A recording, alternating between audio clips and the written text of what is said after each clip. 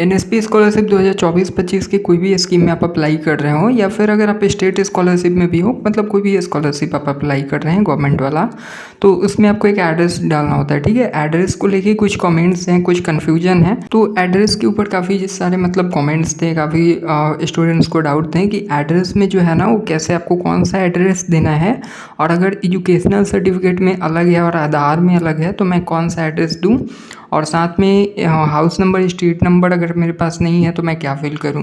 ठीक है, तो कंप्लीट मैं आपको बता रहा हूं। आपका जो एड्रेस होता है ना, कोई भी स्कॉलरशिप आपका हो, एनएसपी स्कॉलरशिप में हो या फिर आपका कोई स्टेट स्कॉलरशिप में हो, का एड्रेस जो होता है वो आपको देना चाहिए आधार वाला। ठीक है, जो भी आपका आधार में है, तो एजुकेशनल में है और आधार में है सेम है तब तो बहुत बढ़िया है, और अगर नहीं है कुछ अलग है आपका, जैसे एरिया का नेम हो, नियर बाई का कुछ आप लोकेशन दे देते हैं, तो आपको आधार वाला देना चाहिए। ठीक है, इसको मैं बता देता हूँ क्यों।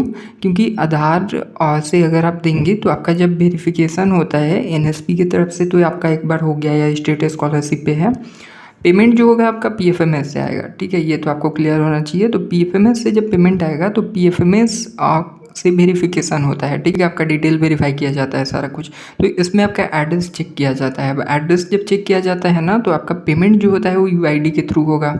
यूआईडी के थ्रू बोलते हैं एईपीएस, आधार इनेबल्ड पेमेंट सिस्टम। अब इसके ऊपर मैं कंप्लीट डिटेल बता दूंगा कि एईपीएस क्या है, यूआईडी क्या है, कैसे आप लिंक कर सकते हैं अगर आपका लिंक नहीं होता है तो मतलब आधार इनेबल्ड पेमेंट सिस्टम यानी कि आपका बैंक अकाउंट जो है वो आधार से जो लिंक होगा उसी में आपका पेमेंट आता है सारा कुछ वेरिफिकेशन करने के बाद।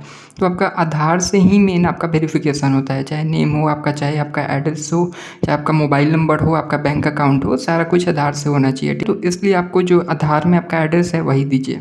दूसरा ये था कि हाउस नंबर या स्ट्रीट नंबर है, तो इसमें अगर मुझे नहीं पता है मेरा हाउस नंबर या स्ट्रीट नंबर तो मैं क्या दूँ। तो मैं आपको बता दूं कि उसमें आप 0 भी लिख सकते हैं, और या तो आप अपना एरिया का नेम या जो भी आप मोहल्ले गली में जो भी आप रहते हैं तो उसका आप नेम डाल सकते हैं। जैसे आपका अगर कोई एड्रेस है XYZ नियर ABC, तो आप XYZ डाल दीजिए। ठीक है, हाउस या स्ट्रीट नंबर में, और नियर ABC आप डाल सकते हैं। आगे का जो लाइन आपको फिल करना है एड्रेस लाइन होगा उसमें, तो आप ऐसे कर सकते हैं। तो आप अपना जो 0 है उसमें फिल कर दीजिए। ठीक है, हाउस नंबर या स्ट्रीट नंबर में ऐसा कुछ नहीं है कि अगर आप 0 करेंगे तो नहीं होगा, 0 आप कर दीजिए। उसके बाद आपका जो एड्रेस है वहाँ पे आप कर सकते हैं। अगर आप हाउस नंबर या स्ट्रीट नंबर पता कर सकते हैं तो बहुत अच्छी बात है, अगर नहीं कर सकते हैं तब 0 कीजिए, या फिर कोई और अगर आपका ज़्यादा बड़ा मतलब एड्रेस है तो उसमें आप दे सकते हैं। और भी अगर आपको कोई क्वेश्चन होता है तो आप मुझे कमेंट कर सकते हैं। Thank you.